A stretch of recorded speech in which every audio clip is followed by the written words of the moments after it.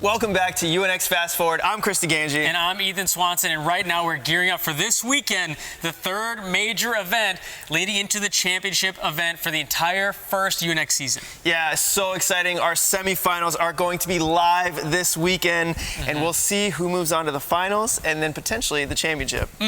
There's so much action happening this week. We're going through clinching scenarios, our predictions. But first, let's go through who's competing in the third major. And on the women's side of the competition, we have 16 athletes. You normally have 17, but Jessie Graff will not be competing due to injury. So we have 16 women's athletes that are going to be competing on Saturday. Yeah, and you look at the top, Maggie Owen, Barclay Stockett already clinched. And so, there's only 6 spots available for the championship at this point. Right, we got a couple of new faces, but most of the athletes we're seeing here have been to the majors before, have done well in UNX competitions. But, we have Jessie Byer, Mia Lazarowicz, and Anna MacArthur. This is their first time coming to the major. And Caitlin Bergstrom as well. Yeah, we have a handful that it's going to be their first time. We'll see how they stack up against some of the major veterans that we have here. But switching over to the men's side of the competition, we have 17 athletes and a lot more new faces. I kind of think that speaks to how much deeper the men's field is right now in Ninja, but we have a lot of new faces. Yeah, absolutely, a lot of new faces. I think during this round of open qualifiers, we only had 3 qualify in the open qualifiers that are coming back to the major. Right, and it's Michael Torres, Sam Folsom, and Darren Perez who had to fight their way back here and now are all potentially in the running for the championship. Yeah, but then, some new faces and some people to watch out for is Adam Burnett, only finisher at Real Life Ninja Academy. And then you've got, Jay Lewis, RJ Roman, Adam Rail. We say new faces, but, these are faces we're all pretty familiar with. David Wright, Nick Fortney, younger competitors that have been on American Ninja Warrior but have been proving themselves time and time again. They're really strong. Yeah, so there's so many awesome athletes, but Ethan and I, we're going to get into our athlete predictions. So I'm going to start us off on the men's side. In third place, I got to go with Caden Lebsack, the young gun. He's been competing so well. We saw him at Ultimate Ninja St. Louis and Jungle Gym where he was first place, and it's just hard to argue with this kid's strength. He's shown it time and time again, and I think he takes third place. In second, I'm going to go with Daniel Gill. We saw him compete in the first major, unfortunately couldn't make the second major, but I think he comes in right where he left off and takes the top 3. So fast, this guy. It's so hard to keep up with him. In first place, I'm going with my boy, Michael Torres. We haven't seen him compete as well in the major, but we've seen what he can do at every single one of the qualifiers. He's the only athlete this season who's finished every single qualifier he's competed in, and I'm so impressed with Michael Torres that I think he comes in and takes first place in this major. My dark horse pick, I don't think it's any surprise to you guys. I'm going with Sam Folsom. I think Sam had such a disappointing end to his second major performance. I think he learns from that mistake, and he comes in and does amazing and gets his way to the championship. And for my picks on the men's side, I'm going in third place, Drew Dreschel, the Real Life Ninja. How do you not put him in your top 3? I think DeGangi's crazy for not having him in there. I know he's been on daddy duty, but he's Drew Dreschel. He's so good technically. I think even if he isn't training that endurance like he normally is, he still has the tools to make top 3. Second place, I'm going with Michael Torres. My boy, he's so strong. He's the only athlete that's finished every qualifier. I know he hasn't done as well in the majors, but I think it's about time. I think he brushes that stuff off. I think he crushes it, takes second place here. First place, I'm going Daniel Gill. I think in the entire game of Ninja obstacle racing, Daniel's the guy to beat. If he's on a course, I expect him to take first place no matter what is ahead of him, and this is no different. I think he rises to the occasion every time, especially after his first major performance. How do you argue against Daniel Gill taking first place?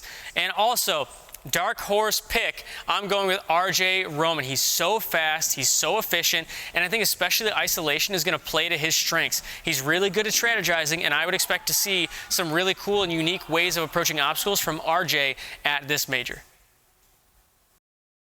Yeah, I mean, RJ Roman, not too much of a stretch to put in as a dark horse. I mean, he had a really awesome performance in the qualifiers. But you have no Drew Dreshel in your top? I mean, look, Drew Dreshel, you know, rightfully so, is on daddy duty. You know, he's got a new baby, little Corey, absolutely adorable. This isn't if you don't use it, you lose it. It's still Drew Dreshel. I mean, it's Drew, but at the same time, like, you know, it's the off season a little bit for Drew. American Ninja Warrior is not filming right now, and so, you know, I think he's give him a little break, you know? I don't think so. I mean, I clearly think he's going to be top 3. It's Drew Dreshel. I mean, either way, it's going to be a fierce round of competition on the men's side. But switching over to the women's side of my top predictions. For the women's competition, my top 3, I'm going with experience, and I'm going with adult women who have been here before. Starting off, 3rd place, Jessie Lebrecq. I mean, she's proven. You can't say enough about Jessie Lebrecq. I think she's had, you know, the major one scares me a little bit for how she performs in the majors, but she bounced back super strong in major 2. I think she takes 3rd place here, making her way to the championship. And 2nd place, I am going with Abby Clark. She proved to us that she's so unbelievably good, so unbelievably strong and technical in her strategy when she ran the course, took 1st place in the 2nd major. I think she takes 2nd place here. 1st place, I'm going Barclay Stockett. I think she's had a couple of little mistakes in the majors that have cost her, but I think she cleans it up for major 3 and takes 1st place overall. She's so fast and explosive. I think she proves to us why she's one of the best. Dark horse pick, I'm going Rachel Brown. She's been one of the top ninjas in the game for a long time, and we haven't seen it really very much in the majors or in UNX to this point, but I think she proves to us why she's a big name, even on the young side, but she's such a big name in the ninja game, and I think she's going to crush it at the 3rd major. And so for my picks on the women's side, in 3rd place, I got to go with Maggie Owen. We've seen her be so consistent. She's been in the finals in both the last 2 majors. She's clinched for the championship, but I still think she comes in and puts in a top 3 performance. She's got incredible upper body strength, incredible endurance, and I think hands down she takes 3rd place. In 2nd, I'm going to go with Abby Clark. I was so impressed with the way that she competed in the 2nd major and the speed at which she competed at that nobody even came close, and so I think she puts in another top performance here at this 2nd major. But in 1st, I gotta go with my fiance, Jessie Lebrecq. Took 2nd place, a huge bounce back from the 1st major, came in, takes 2nd place at the 2nd major, but I think she ups it this time, and she edges out Abby Clark and takes 1st place. My dark horse pick, Olivia Colasano. We've seen her be so consistent every time she's competed in UNX, and I love the way that she competes, and I think she comes in and puts in an incredible performance to set herself up well for the championship. I mean, it's so tough on the women's side. It's so tough because a lot of the athletes that are here have been here a lot. We've seen them do really well in competition. So choosing who's going to be, you know, bumping out each other, I honestly, it's going to be really difficult. But we'll just have to wait and see. Well, I got to say, I do like your dark horse pick, Rachel Brown, certainly capable of taking 1st place here, but at the same time, sitting on the outside of the championship. I know. So she needs to put together a good performance at the 3rd major. Which is a great segue into our clinching scenarios. You know, this is the last major, and it's the top 8 from the entire season go on to the championship. Top 8 men, top 8 women. So let's take a look at what it's going to take for some of these athletes to make their way to the championship. Well, if we take a look at the women's side, Maggie Owen, Barclay Stockett, and Elena Borges, because she's coming back to the 3rd major, she made it in open qualifying. All 3 of them are clinched. So no matter what, those top 3 are going to the championship. They're locked in. Which means there's only 5 spots available now. It's not great. It's not great, but I mean, you've got Olivia Colasano, Jessie Lebrecq with over 120 points on the season. They're sitting in a pretty good spot. You know, they need a decent performance at the major. Right, I mean, decent enough, kind of, but there's 16 women's athletes competing. Olivia just has to take 13th or better, and then she qualifies no matter what. Now, that's not to say that if she takes 70, she takes dead last, she still might qualify, but if she takes 13th or better, there's nothing anybody else can do to not make her to the championship. Same thing with Jessie. If Jessie Lebrecq takes 11th place or better, she goes to the championship no matter what. And 11th place out of 16 for Lebrecq. I mean, I know we saw at the 1st major, but I gotta put my belief that she's going to be in the championship. Yeah, I mean, I think she definitely learned from that first major, and just her power and her speed just automatically puts her into a good position. She's a really fast athlete. But here's where it gets really interesting, because as we go down the line, Abby Clark, obviously coming off of a big win, if she takes 8th place or better, then she clinches her spot in the championship. So she needs to make it to the finals. A good performance in the semifinals won't be enough. Well, I mean, not necessarily, because even if she doesn't do, really well, Jordan Carr, Rachel Brown, Chanel Arenas, Nikki Pirelli, they all have to do well enough to bump her out, to take her out of a top 8 spot. Because right now she's sitting in 7th place. Yeah, I mean, she's right kind of on the outskirts, but you're right. I mean, she's going to get some more points at this major. And so, yeah, I mean, Chanel sitting in, has 45 points on the season, sitting in 14th place. Chanel would need to put in a really strong performance in order to pass Abby. Right, and Rachel Brown she's in the last spot where she controls her own destiny. If she takes 1st or 2nd place, which it's a big ask, then she is clinched no matter what. So for anyone below that, Jordan, Chanel, Nikki, Ash McConville, Caitlin Bergstrom, Ava Long, they, can make the championship, but they have to do really well, and then they also have to rely on other athletes to do not so well in order for that spot to open up for them. So they don't control their own destiny.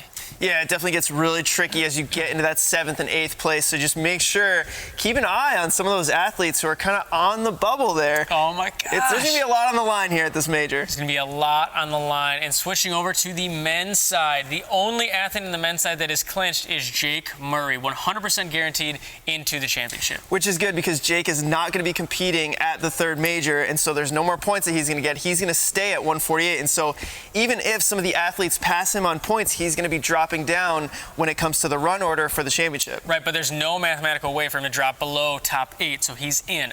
Donovan Matoyer, however, I mean, he's not clinched, but a lot of stuff would have to happen. Donovan Matoyer only 4 points behind Jake Murray, which shows you how close he is to being clinched.